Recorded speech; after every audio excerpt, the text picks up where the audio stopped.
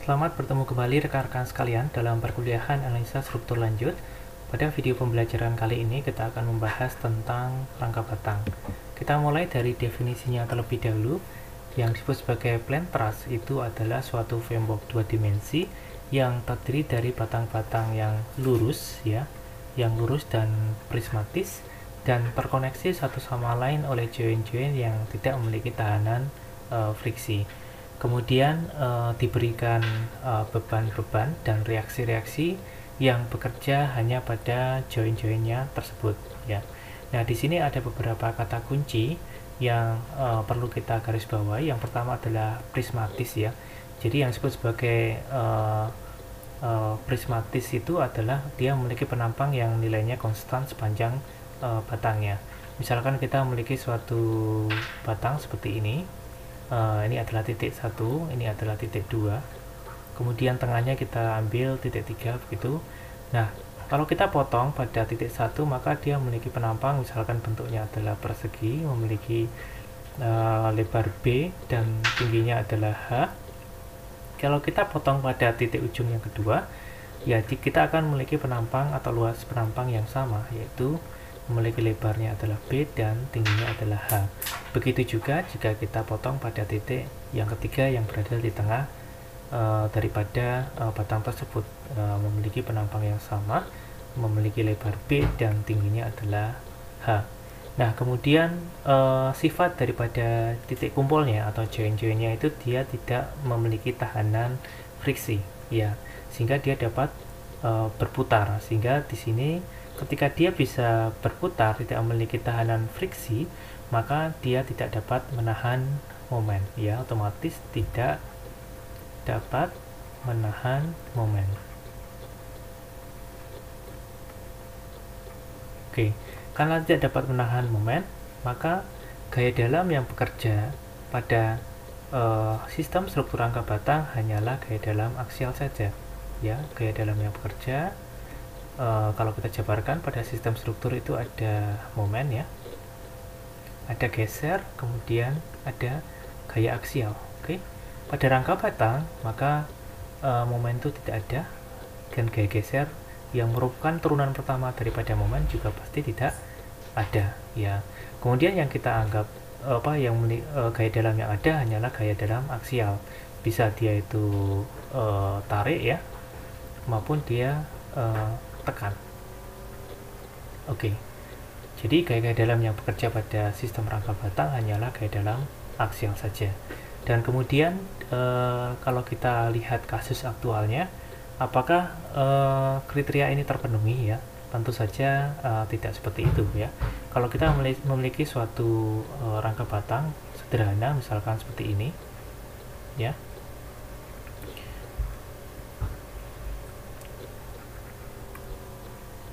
Oke, nah kita lihat di sini akibat beban mati itu kita lihat tadi bahwa join-joinnya itu tidak bisa berotasi ya, sehingga dia tidak bisa menahan momen di ujung-ujung batangnya ini. Tetapi kita lihat akibat berat sendiri pasti akan terjadi momen ya. Sekali lagi, akibat dead load atau beban mati itu, atau kita sebut sebagai bukan dead load tapi self load ya lebih tepatnya. Oke, saya hapus ini sebentar.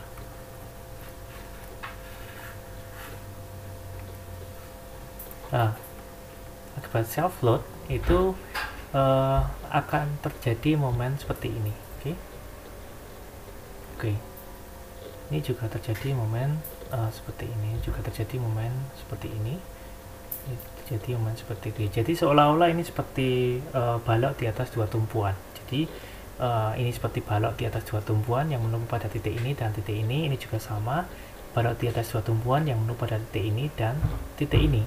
Dan karena dia tidak bisa berotasi, maka pada ujung-ujung batang ini maka tidak momennya bernilai 0 ya, atau momennya tidak ada. Tetapi momen di tengah bentang itu ada akibat self load saja, akibat berat sendiri daripada elemen struktur itu sendiri. Ini adalah kasus aktualnya. Tetapi kita anggap bahwa self load ini nilainya kecil ya, nilainya kecil, jadi momen itu pasti akan terjadi tetapi nilainya kecil, sehingga kita bisa abaikan ya, sehingga relatif yang terjadi hanya gaya aksial saja. Oke. Nah, kemudian kita kembali ke definisi tadi bahwa di sini bahwa beban-beban dan reaksi-reaksi itu hanya bekerja pada titik kumpulnya atau hanya bekerja pada join-joinnya, sehingga beban itu hanya boleh berada di sini, join ini misalkan P gitu, apakah dia vertikal ataupun horizontal. Nah, tapi dia harus bekerja pada titik joinnya. Bagaimana jika kita kaitkan dengan kasus nyatanya? Ya bisa jadi bahwa beban itu berada di sini misalkan, kasus nyata ya. Tetapi kita lihat ketika ini ada beban, misalkan ini adalah P1, ini adalah P2, ada beban P2 ini yang tegak lurus daripada batang ini, maka ini sudah bukan merupakan elemen rangka batang lagi, karena definisi daripada elemen rangka batang hanya gaya aksial yang bekerja ya. Kita lihat di sini, ketika begini P2 pasti akan ada momen. Sekali lagi bukan momen yang diakibatkan oleh self load tadi yang tadi sudah kita utarakan, tetapi karena beban luar daripada elemen struktur ya, sehingga di sini kita lebih tepatnya bisa mengatakan bahwa elemen yang terlentur ini yang dikenai beban tidak berada di join-joinnya, kita sebut sebagai elemen balok ya, elemen balok biasa, atau jika dia ada gaya aksial disebut sebagai elemen balok kolom. Oke. Nah, biasanya di kasus aktual memang beban seperti ini tidak bisa kita pungkiri ya, pasti ada. Jadi kalau kita bicara secara teoritis bahwa yang disebut sebagai sistem rangka batang, sistem struktur rangka batang, maka dia hanya bekerja gaya aksial saja, tapi pada aktualnya memang sulit untuk didapatkan. Jadi ketika kita anggap ketika ada beban begini, maka biasanya kita transformasikan ya, kita pindahkan jadi beban titik di sini, misalkan kita pindahkan jadi beban titik di sini P2/2, misalkan ini juga P2/2 seperti itu. Jadi secara analisis kalau kita ingin menganalisis itu sebagai rangka batang, maka kita harus menempatkan beban-beban atau semua reaksi itu pada join-joinnya. Oke. Nah, kemudian itu adalah dari definisinya ya. Jadi yang bekerja hanya relatif gaya aksial saja, yaitu bisa tekan, bisa tarik, dan momen kita anggap nilainya kecil dan relatif hanya terjadi akibat beban self load saja ya, berat sendiri daripada elemen struktur itu sendiri. Itu dari definisi. Nah, kemudian kita bicara terkait dengan derajat kebebasan pada arah di mana dia memang tidak terkekang. Nah, ketika kita bicara derajat kebebasan, itu juga merupakan, jadi jumlah derajat kebebasan yang ada pada suatu sistem struktur itu juga merupakan unknown yang kita cari, yang harus kita selesaikan dalam analisis struktur ya. Misalkan kita memiliki suatu portal seperti ini, oke, kita memiliki portal seperti ini dan kemudian diberikan suatu beban eksternal ya, dan kemudian dia mengalami deformasi ya. Kita lihat bahwa pada suatu sistem struktur tertentu memiliki jumlah derajat kebebasan tertentu pula ya. Yang paling sederhana adalah di sini, yaitu rangka batang pada satu join atau satu titik kumpul itu memiliki secara default memiliki 2 degree of freedom. Jadi dia ada horizontal ya, dan ada degree of freedom vertikal. Oke. Secara default dia memiliki 2 degree of freedom ya. Jika kita memiliki sistem struktur seperti ini, kita lihat berapa jumlah joinnya ya. Jadi ada 1, 2, 3, 4. Nah, ini ada 4 join ya. Kita gunakan rumus ini ya, 2 kali 4 ya 8 dikurangi NR, jumlah reaksinya. Kita lihat reaksinya, ini ada reaksi ya, ada reaksinya misalkan begini 1, 2, kemudian ini 3 begitu ya. Nah, maka ini dikurangi 3, 8 kurangi 3 sama dengan 5. Jadi ada 5 degree of freedom untuk sistem struktur ini. Jadi kita lihat karena ini terkekang ya, tidak bisa bertranslasi arah horizontal maupun vertikal, maka di sini degree of freedom-nya 0. Begitu juga dengan ini ya. Di sini bisa bertranslasi horizontal ya. Di sini ada degree of freedom 1 ke arah sana, yang vertikal tidak ada. Yang di sini karena dia tidak terkekang sama sekali, bukan tupuan maksud saya, maka dia secara default memiliki dua degree of freedom. Ini juga dua degree of freedom. Oke. Nah, kita lihat di sini bahwa ini didefinisikan sebagai degree of freedom yang pertama, yaitu translasi arah horizontal. Kemudian ini degree of freedom yang kedua, translasi arah horizontal juga pada titik yang ini. Oke. Kemudian ada translasi arah vertikal, merupakan degree of freedom yang ketiga. Kemudian di sini degree of freedom yang keempat, translasi pada titik ini. Kemudian translasi vertikal pada titik ini. Ya, jadi totalnya ada 5 degree of freedom. Seperti halnya sistem struktur yang lain, hal pertama yang harus kita lakukan sebelum melakukan analisa struktur adalah mendefinisikan daripada join, titik kumpul, dan elemen struktur yang akan kita selesaikan perhitungannya. Nah, di sini kita lihat kita memiliki beberapa join ya. Penomorannya sebenarnya diserahkan pada Anda semua, tidak harus mengikuti pedoman yang sama persis dengan yang ada di buku ini. Ya, misalkan kita tentukan di sini adalah nodal nomor 1, kemudian ya nodal nomor 2, ini nodal nomor 3, dan ini adalah nodal nomor 4 ya. Kemudian setelah kita memberikan penomoran nodal, ini penting ya, kita harus mendefinisikan nomor nodal dan nomor elemen tersebut karena nanti akan digunakan dalam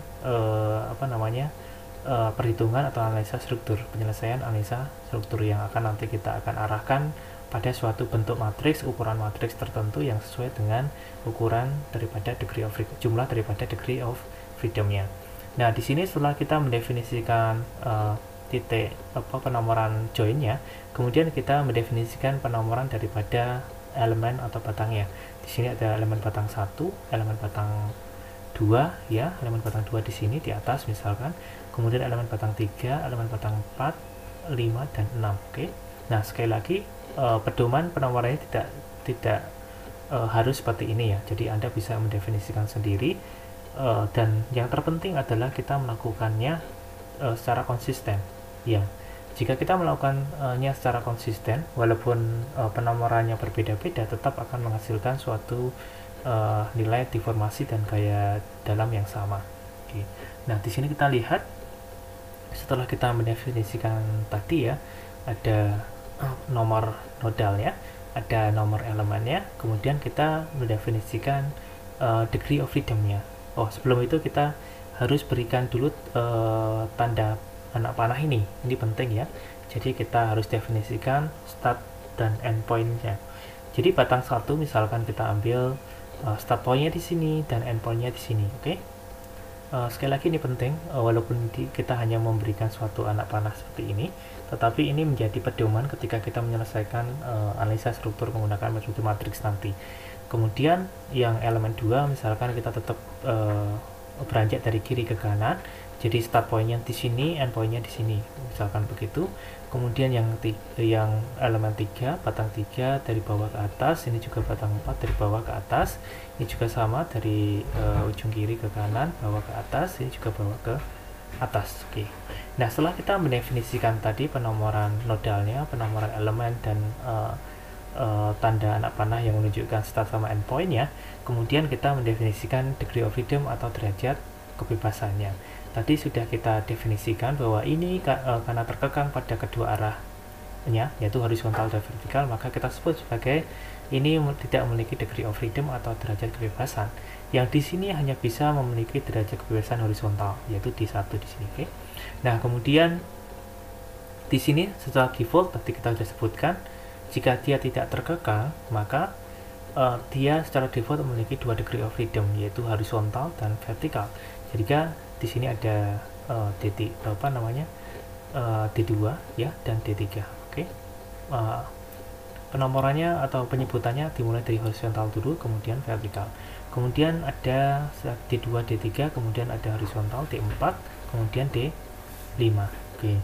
Kemudian seperti halnya sistem struktur yang lain, jadi ketika ini dikenai suatu beban eksternal tertentu, maka kita bisa ekuivalenkan ya, kita bisa dekati dengan suatu pendekatan join load equivalent. Jadi ekivalen join load ya, sorry. Jadi beban terpusat yang seolah-olah akan menghasilkan respon yang sama ya jika kita kenakan suatu beban eksternal tertentu pula. Oke.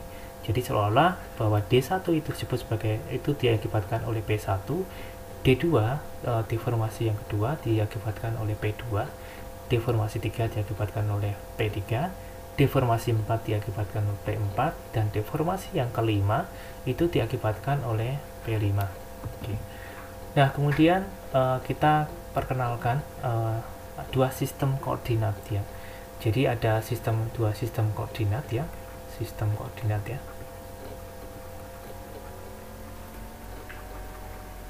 Jadi yang pertama adalah sistem koordinat global. Jadi Anda ingat bahwa pada analisa struktur ya, kita bisa definisikan deformasi dan gaya dalam gaya yang bekerja itu pada tatanan sumbu global, yaitu pada tatanan sumbu X besar dan Y besar itu adalah sistem koordinat global. Nah, pada dasarnya kita mendefinisikan gaya dalam dan deformasi itu bukan pada tatanan sistem koordinat global ya, oke, tetapi pada tatanan sistem koordinat lokal, terutama kalau kita bicara elemen struktur, elemennya, bukan sistem struktur ya. Kalau elemen struktur biasanya kita definisikan gaya dalam dan deformasi itu dalam tatanan sumbu koordinat lokal ya. Kalau global tadi adalah X besar, Y besar, kalau ini adalah X kecil, Y kecil gitu. Nah, ini adalah X kecil, Y kecil, ini adalah lokal, ini adalah global. Oke. Nah, nanti kita akan bicarakan lebih lanjut. Jadi kita definisikan gaya dalam dan deformasi itu pada awalnya pada sistem koordinat lokal. Kemudian kalau kita bicara sistem struktur secara global yang memiliki orientasi yang berbeda-beda membentuk suatu sudut tertentu terhadap sumbu X ini, maka kita harus satukan dalam suatu atau kita harus transformasikan dalam suatu sistem koordinat global ya, sehingga dapat dianalisis sebagai satu kesatuan. Oke. Nah, kita bicarakan terlebih dahulu kekakuan batang dalam koordinat lokal. Jadi di sini ya. Oke, jadi gaya dalam ini kekakuan ini kita definisikan pada arah searah pada sumbu utama batangnya atau pada arah tegak lurus daripada sumbu utama batangnya. Oke. Nah, di sini misalkan kita ambil batang M ini, kemudian kita pindahkan di sini, maka kita akan mendapatkan atau kita definisikan di sini ada gaya dan deformasi pada ujung-ujung batangnya. Oke. Gaya dan deformasi pada ujung-ujung batangnya. Kita mulai dari G1 adalah gaya ujung kiri horizontal, G2 gaya ujung vertikal pada ujung kiri ya. Kemudian G3 adalah gaya horizontal pada ujung kanan, G4 gaya vertikal pada ujung kanan. Oke. Begitu juga dengan deformasi ya. Ada U1 itu deformasi horizontal, U2 deformasi vertikal pada ujung kiri, kemudian U3 dan U4 adalah deformasi horizontal dan vertikal pada ujung kanan. Oke. Nah, bagaimana kita menghitung G tadi? Ada G1, G2, G3, dan G4 ya. Kita bisa menyelesaikan nilai daripada masing-masing gaya dalam ini, G1, G2, G3, dan G4 tuh. Jadi ini sama diekivalenkan dengan keadaan sistem struktur yang seperti ini ditambahkan dengan keadaan sistem struktur seperti ini ditambahkan dengan sistem struktur seperti ini, dan terakhir tambahkan keadaan daripada sistem struktur seperti ini. Itu sama dengan keadaan seperti ini. Oke, jadi kita coba selesaikan satu persatu ya. Jadi jadi bahwa gaya dalam tadi G1, G2, G3, G4 itu bisa kita selesaikan dalam beberapa kondisi tertentu di sini ya. Misalkan kita berikan suatu perpindahan satu satuan pada arah tertentu, kemudian pada arah lainnya kita biarkan atau kita kekang, kita buat deformasinya bernilai 0 ya. Kemudian nanti baru kita kalikan dengan deformasi yang sebenarnya ya. Ini adalah definisi daripada kekakuan. Jadi kekakuan itu adalah gaya yang dibutuhkan untuk memberikan perpindahan sebesar satu satuan. Nah, bagaimana kita menentukan kekakuan batang? Ya, kita balik dari definisinya tadi ya. Jadi kalau definisi dari kekakuan tadi adalah gaya yang dibutuhkan untuk memberikan perpindahan sebesar satu satuan. Untuk mendefinisikan kekakuan, ya kita berikan suatu perpindahan satu satuan sehingga akan menimbulkan reaksi atau gaya yang bernilai tertentu. Ya, misalkan kita di sini ada pada ujung-ujung batang kita berikan karena kita berikan perpindahan satu satuan, kita akan timbul reaksi atau gaya pada masing-masing degree of freedom. Oke. Nah, di sini misalkan tadi kita definisikan terlebih dahulu ya. Misalkan kita memiliki suatu batang seperti ini, ya pada ujung sini kita mulai dari ini ya. Jadi artinya adalah K1, kemudian ini adalah kekakuan 2, kemudian ini adalah kekakuan 3, ini adalah kekakuan yang keempat. Jadi istilahnya ini adalah gaya reaksi yang terjadi ketika kita berikan perpindahan sebesar satu satuan ya. Nah, kemudian definisi yang tadi bahwa ini adalah degree of freedom-nya K1 pada arah 1, K2 pada arah 2, K3 ada pada arah 3, dan K4 ada pada arah 4. Kemudian kita satukan notasinya pada ini ya. Kita tambahkan notasi yang kedua, yaitu adalah di mana perpindahan satu satuan itu diterapkan, pada arah mana perpindahan satu satuan itu diterapkan. Misalkan kita berikan perpindahan satu satuan ini pada arah 1 ya, berarti ini K11, K21 ini jadi K21 karena perpindahan satu satuan diberikan pada arah 1. Ini juga akan menjadi K31 karena perpindahan satu satuan pada arah 1. Ini juga sama, gaya atau reaksi yang terjadi pada degree of freedom 4 ya, jika diberikan perpindahan satu satuan pada arah degree of freedom 1. Oke, seperti ini jadi. Oke. Nah, kemudian kita bisa jabarkan satu persatu ya. Jadi misalkan kita tinjau yang seperti ini, kita berikan perpindahan satu satuan pada ujung kiri ya. Jadi U1 sama dengan 1 sehingga akan muncul reaksi K11, K21, K31 dan K41. Oke. Nah, kita coba turunkan ya nilai-nilainya, seolah-olah kita belum mengetahui ini nilai-nilai ini ya. Kita hanya tahu bahwa ini adalah K11, K21, K31 dan K41. Ya, kita ambil misalkan di sini momen di E ya. Sigma momen di E itu harus sama dengan 0.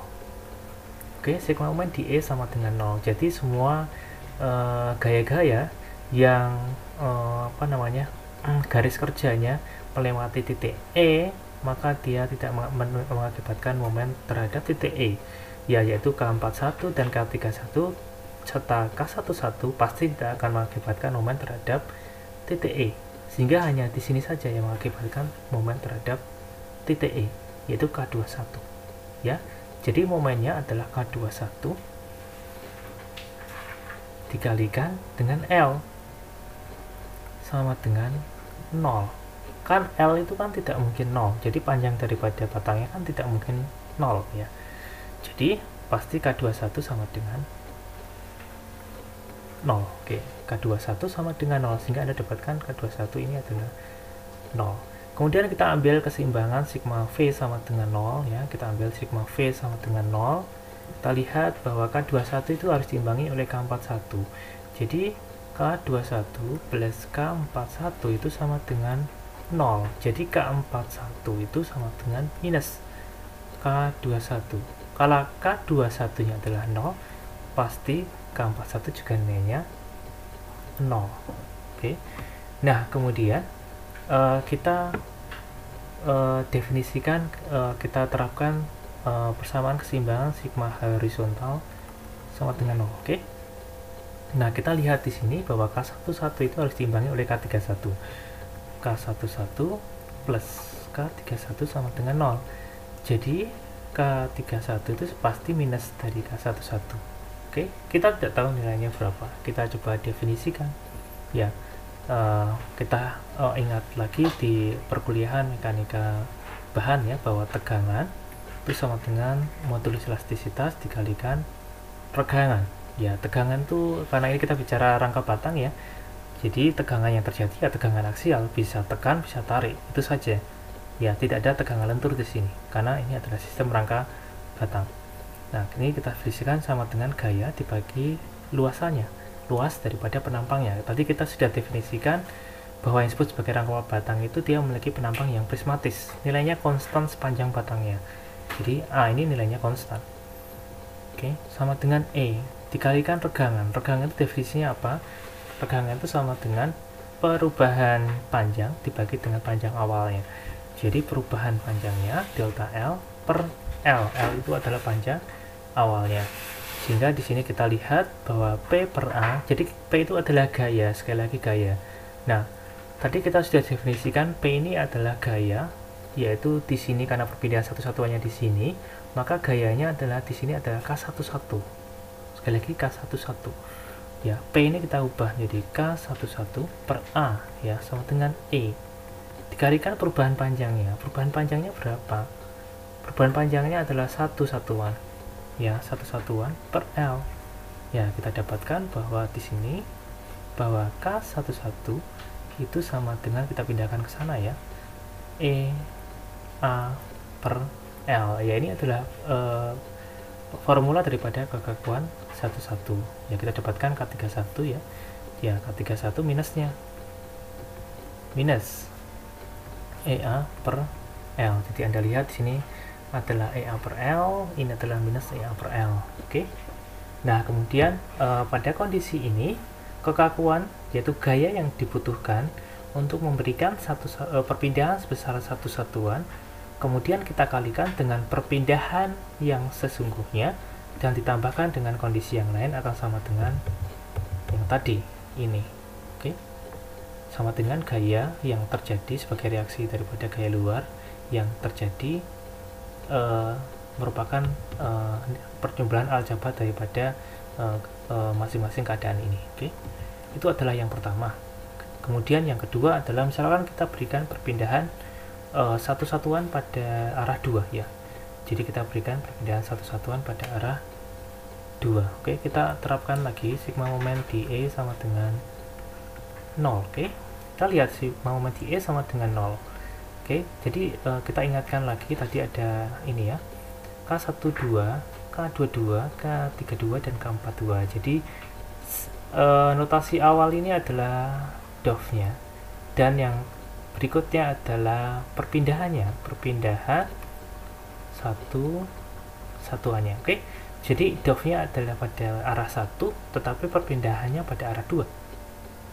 K22 ya, DOF-nya pada degree of freedom pada arah 2, perpindahannya juga pada arah 2. K32 degree of freedom pada arah 3, tapi perpindahannya satu-satuannya pada arah 2. K42 degree of freedom-nya pada arah 4, perpindahannya pada degree of freedom arah 2. Ya. Nah, kemudian kita lihat sigma momen di E di sini sekali lagi bahwa semua gaya yang garis kerjanya melewati titik E maka tidak mengakibatkan momen pada terhadap titik E. Ya, sekali lagi bahwa K12 ya, K42 dan K32 tidak mengakibatkan momen terhadap titik E, hanya K22 saja ya. Jadi K22 dikalikan L itu sama dengan 0. Ya, pasti sama K22 itu sama dengan 0 karena L tidak mungkin sama dengan 0. Jadi Anda lihat K22 sama dengan 0. Jadi kita ingat lagi sigma V sama dengan 0 bahwa K22 harus diimbangi oleh K42. Jadi K22 plus K42 itu harus sama dengan 0. Jadi K42 sama dengan minus K22. Karena K22 adalah 0, maka ini juga pasti 0. 0 nilainya. Kemudian kita ambil sigma horizontal sama dengan 0. Oke. Sama persis dengan yang tadi ini bahwa K12 ya, K12 plus K32 itu harus sama dengan 0, dan K32 sama dengan minusnya dari K12. Oke, dan kita tidak tahu ini berapa. Nah, kita lihat daripada deformasi yang terjadi ya. Jadi ketika kita berikan perpindahan satu satuan pada ujung kiri U2 sama dengan 1 seperti ini, maka kita lihat bahwa batang yang awalnya panjangnya adalah L kemudian akan berubah menjadi L aksen. Oke, L menjadi L aksen. Jadi kalau kita lihat di sini ada cosinus rho ya. Cosinus rho itu sama dengan ini L per L aksen. Oke. L per L aksen. Jadi cosinus rho itu sama dengan L per L aksen. Jadi karena deformasi di sini, deformasi yang terjadi pada sistem struktur itu kita bisa asumsikan dia nilainya kecil dan tidak mungkin besar ya. Jadi cosinus rho itu bisa didekati dengan nilai 1 ya. Karena nilainya 1, maka L aksen itu mendekati L seperti pada ini ya. L aksen mendekati L. Jadi kalau tadi kita definisikan bahwa yang disebut sebagai regangan delta L per L sama dengan ini adalah L aksen kurangi L dibagi L. Jadi L aksen kurangi L itu karena kita bisa ambil nilainya hampir sama, maka regangannya bernilai 0 ya. Karena tegangan sama dengan modulus elastisitas dikalikan regangan, padahal regangan itu bernilai 0, pasti tegangan juga bernilai 0. Karena tegangan merupakan fungsi daripada P per A, karena A tidak mungkin nilainya 0, pasti P sama dengan 0 ya. Kemudian gaya yang diakibatkan oleh itu ya, jadi ada K12 itu sama dengan 0. Oke, di sini maka di sini adalah K12 sama dengan 0. Kemudian ini adalah minusnya, yang ini adalah minusnya juga pasti nilainya adalah 0. Oke. Ini adalah kondisi yang kedua. Jadi ini gaya yang terjadi akibat perpindahan satu satuan pada arah 2 itu harus kita kalikan dengan perpindahan yang sesungguhnya, yaitu U2 ya. Terus ditambahkan dengan kondisi yang lain tadi, ada 4 ya, 1, 2, 3, 4. Jadi kondisi ini, jadi gaya-gaya dalam ini Q1, Q2, Q3, Q4 dan nanti ada U1, U2, U3, U4 diturunkan dari Q1, Q2, Q3, Q4 kita turunkan dari ini ya. Kondisi ini ditambahkan dengan ini, tambahkan dengan ini dan ini. Ini hampir sama dengan ini ya. Ini juga hampir sama dengan ini. Jadi tidak perlu kita turunkan lagi seperti ini. Nanti hampir sama, cuma di ujung satunya lagi yang diberikan perpindahan sebesar satu satuan. Oke. Nah, kemudian tadi kita definisikan bahwa Q1 itu sama dengan K11, yaitu gaya reaksi ketika diberikan perpindahan satu satuan pada arah 1, oke, dikalikan deformasi U1 itu sendiri. Kemudian kekakuan atau gaya reaksi pada degree of freedom pada arah 1 ketika diberikan perpindahan sebesar satu satuan pada arah 2 dikalikan dengan perpindahan U2 yang sebenarnya, ditambahkan dengan gaya reaksi yang dibutuhkan untuk melakukan perpindahan satu satuan pada arah 3 dikalikan dengan U3 yang sebenarnya. Kemudian terakhir ditambahkan dengan gaya reaksi yang dibutuhkan untuk melakukan perpindahan gaya reaksi yang bekerja pada arah 1 ya, ketika diberikan perpindahan satu satuan pada arah 4 dikalikan dengan perpindahan yang sesungguhnya pada arah 4 itu sama dengan Q1. Oke. Begitu juga dengan Q2, Q3 dan Q4. Kemudian kita bisa ekspresi ini kita bisa formulasikan dalam bentuk matriks ya. Jadi seperti ini Q1, Q2, Q3, Q4 dan matriksnya ini adalah matriks kekakuan ya. Dan ini adalah matriks U, ini adalah matriks Q. Q sama dengan K dikalikan dengan U. Jadi seperti ini. Kemudian kita akan membahas tentang transformasi koordinat ya. Di sini seperti yang tadi yang telah kita jelaskan sebelumnya bahwa parameter atau hubungan gaya dan perpindahan biasanya kita ekspresikan dalam tataran sumbu yang tegak lurus atau searah dengan sumbu utama batangnya atau sumbu lokal ya. Makanya di sini kita perlu untuk mentransformasikan ketika kita bicara sistem struktur yang terdiri daripada beberapa elemen struktur yang memiliki orientasi yang berbeda-beda terhadap sumbu X misalkan, maka kita harus transformasikan dalam suatu koordinat yang sama, yaitu transformasi pada sistem koordinat global. Ya. Nah, di sini kita lihat bahwa dalam tatanan sumbu lokal ada G1, G2, U1, U2, G3, G4, dan U3 dan U4. Oke. Nah, kemudian kalau ketika kita transformasikan pada tatanan sumbu global itu ada F1, F2, F3, dan F4, ada V1, V2, V3, V4. Ya, kalau kita lihat di sini adalah lokal ya. Kemudian ini ada global. Kalau lokal itu tadi ada G ya. Ini ada F. Kalau ini G ada U, ini ada V. Oke. Nah, kemudian kita bisa proyeksikan bahwa F1 yaitu gaya pada tatanan sumbu global, F1 gaya horizontal ya. Maka kita bisa proyeksikan jadi F1 sinus theta dan F1 cosinus theta yang ini bertepatan pada proyeksinya bertepatan pada tatanan sumbu lokal. Itu juga F2 kita proyeksikan menjadi F2 sinus theta dan F2 cosinus theta. Oke.